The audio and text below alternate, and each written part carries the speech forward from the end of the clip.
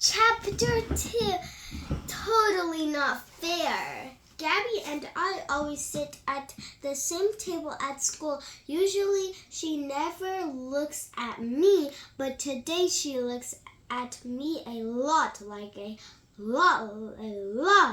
It makes me think maybe I have something on my face. So a rub on my face all over, but nothing comes off. What is going on with her today? I wonder something has to be wrong, obviously. Look at the page I did that. So I ask, what are you staring at, Gabby? And she twists her face funny and looks kind of embarrassed. I think you have someone on your head, she says. I sit right up in my chair. What? I say a little bit too loud. I pat my hair all over, but I can't feel anything. What is she talking about? I wonder. I would know if there was a person on my head, obviously. Okay, so the next page is, I expect her to laugh at me, but she doesn't, which is also weird. All I think is that it must have been her imagination. And speaking of imagining,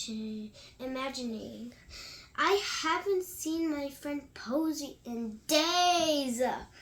I've tried to go to the world of make-believe all week, but couldn't get in a miss. My very real imaginary friend, while I am thinking about Posy, a bright light flashes in my eyes again, and I am blind. Just like on my skateboard, I rub my eyes and look around to see who did it. I spy Carol over in the corner. She's tilting her watch to reflect a beam of sunlight right into my eyes. Hey! I shout, stop that. Everyone turns around and stares at me. Carol, of course, pretends like nothing happened, but I know better, so I point my finger at her. So you're the reason I fell off my skateboard this morning? I yell at her. You did that on purpose, and you were just pretending to be nice. Carol leans over her table. Did not, she shouts. Did too, I shout back. Oh, I forgot. Here. Then I whip around and glare at Gabby, and I bet you didn't see anything on my head either. I yell at her, you were just trying to make me look silly. Gabby lets out a huff. You're wrong, she complains, and you're not being fair.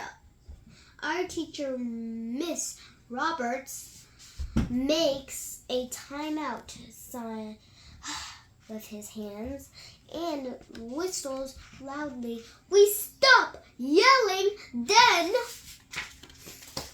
he walks over to the table, asks, what's wrong? I try to explain that Gabby and Carol are making fun of me. Well, it's not true, Gabby says firmly. But I don't believe her for a second. Then Gabby makes a sad, pouty face, and Mr. Roberts actually believes her. And what's worse, he says, I have to stay after class for yelling, which is totally not fair, obviously.